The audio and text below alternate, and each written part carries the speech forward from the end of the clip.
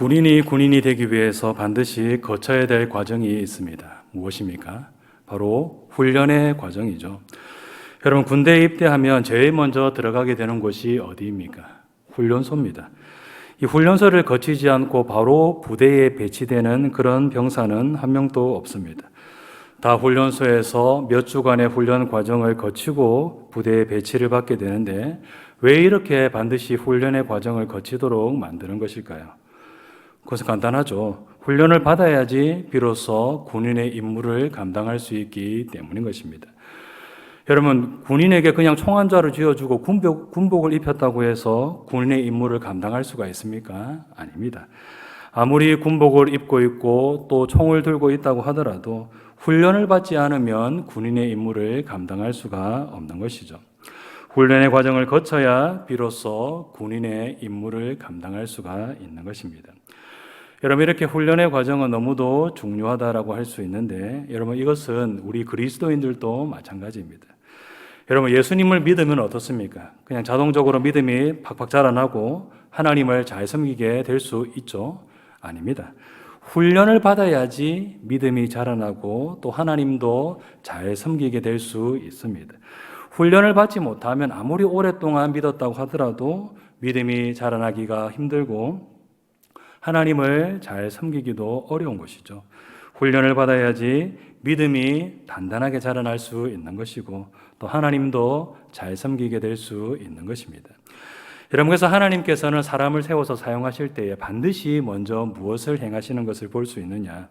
사람을 훈련시켜서 세우시는 것을 볼 수 있습니다. 하나님께서 그냥 사람을 사용하시지 않는 것이죠. 반드시 훈련의 과정을 거쳐서 세우시는 것을 볼 수 있는데, 그러면 하나님은 믿음의 사람을 어떻게 훈련시키시느냐? 오늘 본문에는 하나님께서 믿음의 사람을 훈련시킬 때 사용하시는 방법 3가지가 나오는 것을 볼 수 있습니다. 첫 번째로 하나님은 어떤 방법으로 사람을 훈련시키시느냐? 하나님을 전적으로 신뢰하도록 만드는 훈련을 시키십니다. 자, 1번 함께 읽겠습니다. 하나님을 전적으로 신뢰하도록 만드는 훈련을 시키십니다. 예, 오늘 본문을 보면 하나님께서 엘리야를 통하여서 수년 동안 비가 내리지 않도록 만드시겠다라는 말씀을 아합에게 전하게 만드시는 것을 볼 수 있습니다. 여러분, 그리고 하나님은 이 엘리야로 하여금 그리 시냇가에서 몇 년 동안 숨어서 지내도록 만드셨는데, 왜 기근을 선포한 뒤에 몇 년 동안 숨어서 지내도록 그렇게 만드신 것일까요? 여러분, 그것은 1차적으로는 일단 몇 년의 시간이 지나야지 가뭄의 피해가 커지기 때문인 것이죠. 여러분, 비는 어떻습니까? 당장에 하루 이틀 오지 않는다고 해서 뭔가 큰 문제가 생기는 것이 아닙니다. 장기간에 걸치면 걸칠수록 그렇게 비가 내리지 않아야지 가뭄이 생기고 피해가 더 커지게 되는 것이죠. 여러분, 그래서 하나님은 비가 내리지 않는 기간이 길어지도록 만들기 위해서 이 엘리야로 하여금 숨어 지내도록 그렇게 명하신 것입니다. 이 몇 년이라는 시간이 흐르는 동안에 가뭄의 피해가 더 커질 수 있도록 그렇게 만드신 것이죠. 여러분, 그리고 몇 년이라는 시간은 엘리야에게도 필요한 시간이었는데 엘리야도 믿음을 훈련받는 그런 시간이 필요했습니다. 여러분, 우리가 생각하기에 엘리야 믿음이 좋은 사람이겠습니까? 믿음이 별로 안 좋은 사람이겠습니까? 당연히 믿음이 좋은 사람이겠죠. 그래, 믿음이 좋으니까 하나님께서 선지자로 세우신 것이 아니겠습니까? 여러분, 그러나 아무리 믿음이 좋은 사람이라고 하더라도 이 갑작스럽게 아합 왕과 그를 따르는 수백 명의 사람들 앞에서 담대한 믿음을 나타내는 일을 하는 것은 참 쉬운 일이 아닌 것입니다. 여러분, 나중에 보면 이 엘리야가 어떤 일을 하는 것을 볼 수 있습니까? 바알과 아세라를 따르는 그 수백 명의 사람들 앞에서 담대하게 하나님을 선포하고 하나님의 살아계심을 나타내는 일을 하는 것을 볼 수 있는데, 여러분, 엘리야에게 있어서 이러한 일을 하는 것 쉬운 일이었을까요? 아니면 부담스러운 그런 일이었겠습니까?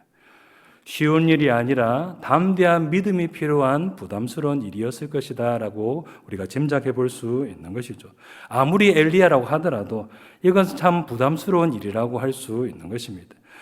하나님을 전적으로 신뢰하는 믿음이 있어야지 이 일을 할 수 있는 것이고, 또 하나님께서 자기의 안전을 절대적으로 지켜주신다는 그 하나님을 신뢰하는 믿음이 있을 때 가능한 일이다라는 것을 우리가 알 수 있는 것입니다. 여러분, 그래서 하나님은 엘리야로 하여금 믿음이 자라나도록 하기 위해서 어떻게 하셨느냐? 엘리야를 그리 시냇가로 보내어서 까마귀를 통하여서 음식을 공급받도록 그렇게 만드신 것입니다. 여러분, 이 까마귀는 원래 어떤 새인가 하면 자기 새끼도 제대로 돌보지 않기로 유명한 새라고 합니다. 자기 새끼에게도 먹이를 제대로 주지 않고 돌보지 않는 그런 새가 바로 까마귀인 것이죠. 여러분들, 그런 까마귀가 사람에게 먹을 것을 공급해 준다, 이것은 상상할 수가 없는 그런 불가능한 일인 것입니다. 여러분들, 그런 일이 계속해서 일어나고 또 아침과 저녁마다 매일같이 계속해서 일어날 때에 이 엘리야가 어떤 생각을 할 수밖에 없겠습니까? 하나님께서 내 인생을, 내 삶을 책임져 주시는구나, 붙드시고 계시는구나, 이것을 생각하고 믿을 수밖에 없는 것입니다. 내가 지금 스스로는 가뭄과 여러 가지 도피하는 그런 상황 때문에 먹을 것을 구할 수 없는 그런 상황이지만은 하나님께서 내가 굶주리지 않도록 이렇게 돌보아 주시는구나. 까마귀가 떡과 고기를 물어주는 그런 불가능한 방법, 초자연적인 방법을 일으켜서라도 하나님께서 내 인생을 책임져 주시고 돌보아 주시는구나. 이런 생각을 하면서 하나님을 전적으로 신뢰하는 믿음이 더욱더 자라날 수밖에 없는 것입니다. 이러한 일들을 통하여서 하나님을 전적으로 신뢰하는 믿음이 생기게 되고 그 믿음이 더욱더 단단해지게 되었을 것이 틀림없는 것이죠. 여러분, 그래서 엘리야는 이런 믿음의 훈련을 통하여서 담대한 믿음을 가지게 되었고 나중에 어떤 자리에서 하나님을 담대하게 선포할 수 있었느냐? 바로 바알과 아세라 선지자들 앞에서 담대하게 하나님을 선포하는 일을 감당할 수 있었다라는 것입니다. 적진 한가운데 들어간다 하더라도 하나님께서 나를 지켜주신다, 저들이 나를 어찌할 수가 없다, 이렇게 하나님을 전적으로 신뢰하는 믿음을 가질 수 있었기에 담대하게 하나님을 나타내고 선포하는 일을 감당할 수 있었다라는 것입니다. 여러분, 이처럼 하나님은 자기의 자녀들이 믿음이 자라나도록 만들기 위해서 때때로 어떤 상황 가운데로 밀어넣으실 때가 있는가 하면 하나님을 전적으로 의지할 수밖에 없는 그런 상황 가운데로 밀어넣으실 때가 있습니다. 내가 나를 책임질 수 없는 상황, 하나님께서 나를 돌보아 주셔야만 살아갈 수밖에 없는 그런 상황 가운데로 밀어넣으시는 것이죠. 왜 이런 상황 가운데로 밀어넣으시겠습니까? 그래야지 하나님께서 나를 책임져 주시는구나 하는 것을 깨달을 수 있기 때문인 것이죠. 여러분, 내가 다 할 수 있고 내가 나를 책임질 수 있는 그런 상황이다. 여러분, 그러면 하나님께서 나를 돌보아 주신다, 나를 책임져 주신다, 그것을 깨달을 수가 있겠습니까? 그런 상황 가운데에서는 깨달을 수가 없는 것이죠. 여러분, 그래서 하나님은 때때로 우리들을 어떤 상황 가운데로 밀어넣으시는가 하면 내가 나를 책임질 수 없는 그런 상황 가운데로 밀어넣으시는 것입니다. 여러분, 그래서 그런 상황 가운데에서 마침내 무엇을 깨닫게 만드시겠습니까? 내가 나를 책임지는 것이 아니라 하나님께서 나를 책임져 주시는구나, 그것을 마침내 깨달을 수밖에 없도록 그렇게 만들어 주시는 것이죠. 하나님을 전적으로 신뢰하는 믿음을 가지도록 그렇게 만드시는 것입니다. 여러분, 오늘 본문을 보면 엘리야는 어떤 방법을 사용하셨습니까? 그리 시냇가로 밀어넣으셔서 까마귀를 통해서 일용할 양식을 공급하여 주시는 그런 일을 행하셨는데, 출애굽 때의 백성들을 보면 하나님께서 이 백성들을 어디로 밀어넣으셔서 하나님께서 일용할 양식을 공급하여 주시는 분이라는 것을 깨닫게 만드시는 것을 볼 수 있습니까? 광야로 밀어넣으셔가지고는 하나님께서 일용할 양식을 공급하여 주시는 분이다라는 것을 깨닫고 경험하도록 만드시는 것을 볼 수 있는 것입니다. 엘리야 때나 출애굽 때의 백성들이나 그 방법은 다르지만은 하나님을 의지할 수밖에 없는 그런 상황 가운데로 밀어넣어서 기적적인 방법으로 양식을 공급하여 주셨다라는 것에 있어서는 똑같다라고 할 수가 있는 것이죠. 하나님께서 이러한 방법을 통하여서 내가 나를 책임지는 것이 아니라 하나님께서 나를 책임져 주시는구나, 이것을 깨닫게 만드시고 하나님을 전적으로 신뢰하도록 훈련시키셨다라는 것을 볼 수 있는 것입니다. 여러분, 이처럼 하나님은 때때로 우리들로 하여금 하나님을 의지할 수밖에 없는 그런 상황 가운데로 밀어넣어서 하나님께서 우리의 인생을 책임져 주신다는 것을 경험하고 깨닫도록 만드십니다. 여러분, 그래서 하나님께서 우리들을 이런 환경 가운데 밀어넣으실 때에 우리들은 어떤 생각을 가져야 되는가 하면 이런 때에 더욱더 하나님을 바라보고 하나님을 의지하는 일을 우리가 해야 되는 것입니다. 하나님께서 내 인생을 계속 어려운 환경 가운데로 밀어넣으시고 또 내가 내 인생을 책임질 수 없는 그런 상황 가운데로 밀어넣으신다고 해서 하나님을 원망하는 일을 해서는 결코 안 되는 것이죠. 이러한 때에 우리들이 하나님께서 지금 나를 훈련하고 계시는구나, 하나님을 절대적으로 신뢰하는 그런 믿음을 가질 수 있도록 내 인생을 내가 책임지는 것이 아니라 하나님께서 책임져 주시는구나, 그것을 깨닫고 경험하도록 만드시는구나, 우리가 이런 생각을 가지면서 더욱더 하나님을 전적으로 바라보고 의지하는 일을 해야 되는 것입니다. 나의 인생을 하나님께서 붙드시고 나의 인생을 하나님께서 책임지시며 돌보신다라는 것을 분명하게 기억하고 더욱더 이런 때에 하나님을 바라보고 하나님을 의지하는 그런 일을 우리는 해야 되는 것이죠. 여러분, 두 번째로 하나님은 어떤 방법으로 사람을 훈련시키시는가 하면 하나님께 온전히 순종하도록 만드는 훈련을 시키십니다. 2번 같이 한번 읽겠습니다. 하나님께 온전히 순종하도록 만드는 훈련을 시키십니다. 여러분, 오늘 본문 9절 말씀을 보면 이렇게 말씀하고 있습니다. 우리 함께 읽도록 하겠습니다. 너는 일어나 시돈에 속한 사르밧으로 가서 거기 머물라. 내가 그곳 과부에게 명령하여 내게 음식을 주게 하였느니라. 아멘. 하나님께서 엘리야에게 시돈에 속한 사르밧으로 가서 과부의 집에 머물라라는 그런 말씀을 주신 것을 볼 수 있는데, 여러분, 이것을 그냥 읽으면 그냥 하나님께서 이렇게 어디에 가서 어디에 머물라라고 말씀하시는구나, 나에게 이런 명령을 주시는구나, 이렇게 생각할 수 있겠지만은 이 자세하게 한번 살펴보면 이 명령은 너무도 순종하기 어려운 명령이다라는 것을 우리가 알 수 있습니다. 어떤 점이 그렇게 순종하기 어려우냐? 첫 번째로는 시돈에 가서 머물라라는 것이 너무도 순종하기 어려운 그런 명령입니다. 여러분, 시돈은 누구의 고향입니까? 열왕기상 16장 31절을 보면 이세벨의 고향이 바로 이 시돈이다라는 것을 알 수 있습니다. 여러분, 그러니까 이 시돈은 이세벨에게 있어서 친정이고 또 바알 종교의 우상 숭배의 중심지와 같은 곳이 바로 이 시돈이다라는 것을 알 수 있는 것입니다. 여러분, 그러면 이 이세벨에게 있어서 이런 곳이라면 엘리야에게 있어서는 이 시돈이 어떤 곳이라고 말할 수 있겠습니까? 이 엘리야에게 있어서는 죽음의 땅이다라고 그렇게 말할 수가 있는 것입니다.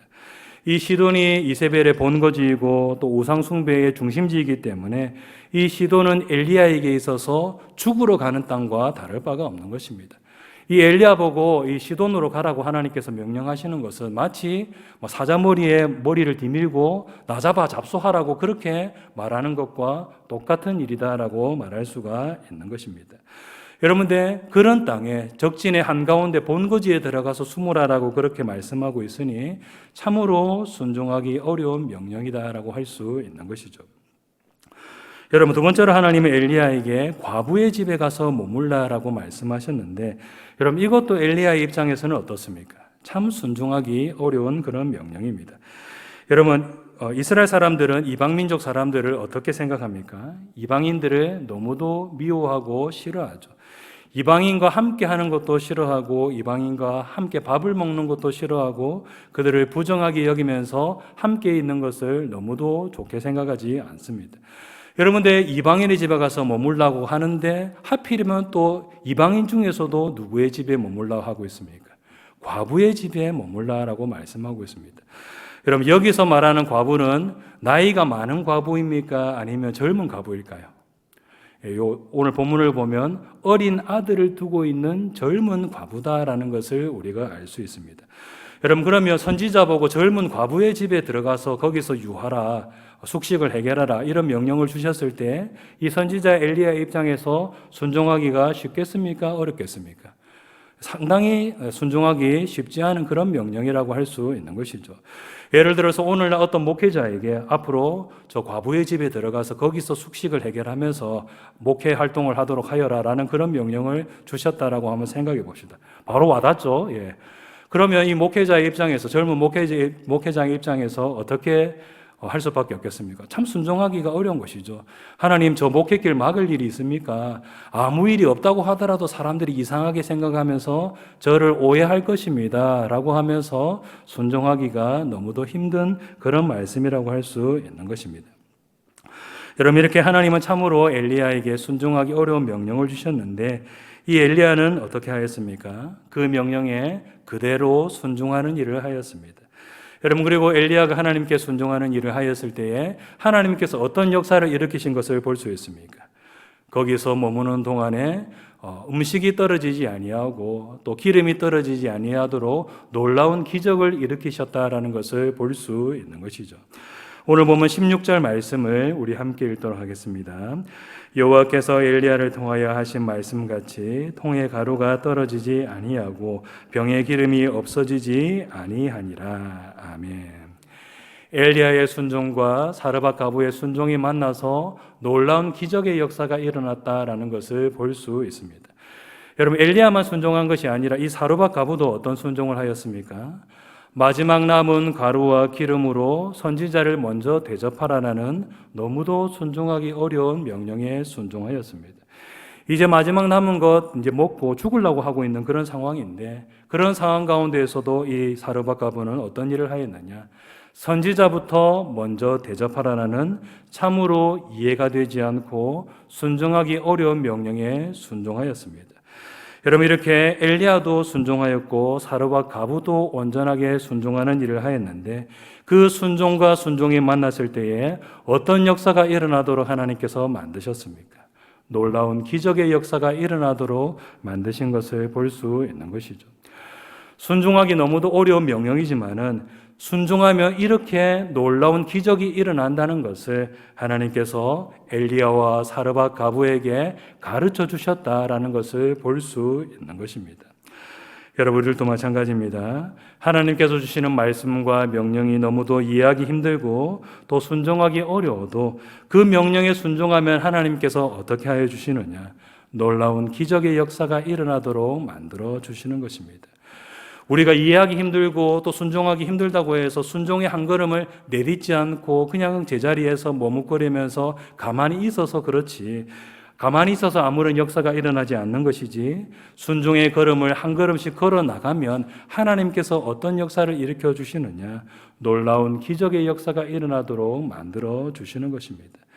여러분께서 이런 경험들을 통하여서 마침내 우리들이 순종을 통하여서 하나님의 놀라운 역사를 경험하도록 순종하면 이렇게 놀라운 역사가 일어난다라는 것을 우리들에게 가르쳐 주시고 우리들의 믿음의 사람이 되도록 훈련시키는 일을 하나님께서 행하시는 것이죠.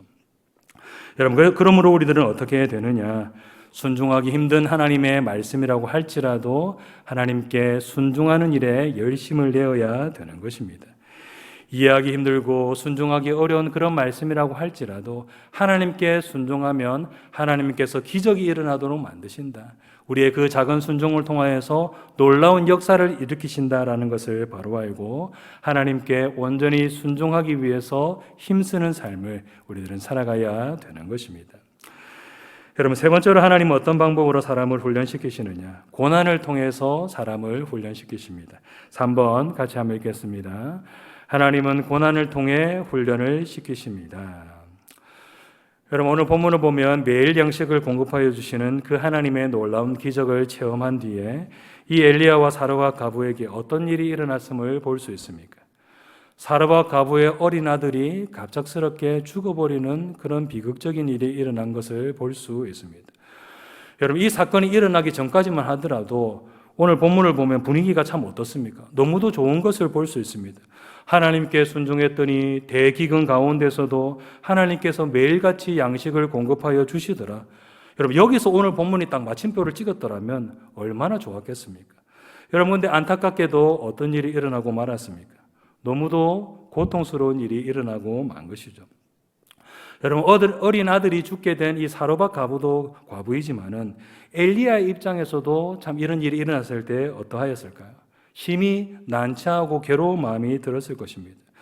순종을 통하여서 하나님의 놀라운 기적의 역사가 일어난 것까지는 딱 좋았는데 갑작스럽게 자기가 머무는 집에 어린아이가 죽는 일이 일어났으니까 얼마나 난처하고 마음이 괴로웠겠습니까? 18절에 나오는 이 사르밧 과부의 말처럼 괜히 자기가 이 집에 와서 이런 일이 일어난 것은 아닌지 자책하는 마음이 이 엘리야에게 들었을 것이고, 또 하나님 너무하십니다라는 그런 원망하는 마음도 들었을 수 있는 것이고, 엘리야 입장에서 너무도 난처하고 마음이 괴롭고 힘든 일이 일어나고 만 것이죠. 여러분, 이렇게 어린아들이 죽는 일은 엘리야에게도 사르밧 과부에게도 너무도 고통스러운 일인데, 여러분들 여기서 끝이 났더라면 그냥 고통스러운 일로 끝이 났겠지만은 하나님께서 이 고통이 어떤 일이 되도록 바꾸신 것을 볼 수 있습니까?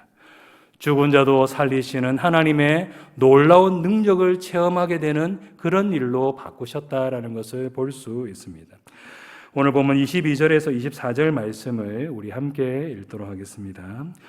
여호와께서 엘리야의 소리를 들으심으로 그 아이의 혼이 몸으로 돌아오고 살아난지라. 엘리야가 그 아이를 안고 다락에서 방으로 내려가서 그의 어머니에게 주며 이르되 보라, 내 아들이 살아났느니라. 여인이 엘리야에게 이르되 내가 이제야 당신은 하나님의 사람이시요 당신의 입에 있는 여호와의 말씀이 진실한 줄 아노라 하니라. 아멘. 여러분, 열왕기상 이전에 몇천 년 동안의 성경의 역사가 펼쳐졌는데, 여러분 그동안 죽은 자가 다시 살아나는 사건이 성경에 나올까요? 안 나올까요? 제가 살펴봤는데 안 나옵니다. 이 열왕기상이 여기에 처음 나오는 것이지, 그 이전에는 죽은 자가 다시 살아났다라는 그런 사건이 한 번도 나오지 않습니다. 그 이전에 그런 일이 있었는지 없었는지 그거는 모르겠지만은 성경에 기록된 사건으로서는 여기에 나오는 사건이 처음 있는 사건인 것이죠. 그동안 누구도 하나님께서 죽은 자도 다시 살리신다는 것을 경험하지 못하였는데, 이 엘리야와 사르밧 과부가 무엇을 경험하게 되었느냐? 하나님은 죽은 자도 살리시는 전능하신 하나님이시다라는 것을 경험하게 된 것입니다. 어린아들이 죽는 것은 너무도 고통스러운 일이었지만은 이 사건이 변하여서 하나님은 죽은 사람도 살리시는 전능하신 분이시다라는 것을 경험하고 하나님에 대한 믿음이 자라날 수 있도록 하나님께서 그렇게 바꾸셨다라는 것을 볼 수 있는 것이죠. 여러분, 저는 하나님은 때때로 우리들에게 고난과 어려움을 허락하실 때가 있지만은 이것은 우리들을 괴롭게 만들기 위해서 허락하시는 것이 결코 아닌 것입니다. 이 고난과 어려움을 통하여서 우리의 믿음을 단련시키시고 우리가 더욱더 믿음의 사람으로 세워질 수 있도록 만들기 위해서 이런 고난과 어려움을 허락하여 주시는 것이죠. 여러분, 그래서 우리들은 고난과 어려움이 왔을 때에 어떻게 해야 되느냐? 하나님의 이러한 선하신 뜻과 계획을 믿음으로 바라보면서 인내하는 일을 해야 되는 것입니다. 하나님께서 내게 고난과 어려움을 주신 것은 나를 괴롭게 하기 위함이 아니라 하나님의 놀라운 역사를 경험하고 나로 하여금 믿음이 자라나도록 하기 위함이다. 우리가 이것을 분명하게 믿고 고난과 어려움 가운데에서도 소망 가운데 하나님이 역사하실 때를 인내하며 기다리는 일을 우리는 해야 되는 것입니다. 여러분, 이제 말씀하도록 하겠습니다. 하나님은 여러 가지 방법으로 우리들을 훈련시키시는 분이십니다. 이를 위해서 하나님께서 때로는 우리들을 하여금 전적으로 하나님을 의지할 수밖에 없는 그런 상황 가운데로 밀어넣으실 때도 있고, 또 때로는 순종하기 너무도 어려운 명령을 주실 때도 있고, 또 때로는 너무도 고통스럽고 힘든 환경 가운데 우리들을 밀어넣으실 때도 있습니다. 여러분, 그러나 이렇게 하시는 것은 우리들을 힘들게 하기 위함이 아니라 우리를 연단하사 더 큰 하나님의 은혜를 맛보게 하기 위해서입니다. 우리 성도님들이 이것을 기억하시고 어떠한 상황 가운데서도 하나님을 전적으로 신뢰하고 또 하나님께 순종하며 하나님의 선하신 뜻과 계획을 믿음으로 바라보면서 인내하는 우리 모든 성도님들 다 되시기를 주님의 이름으로 축복합니다.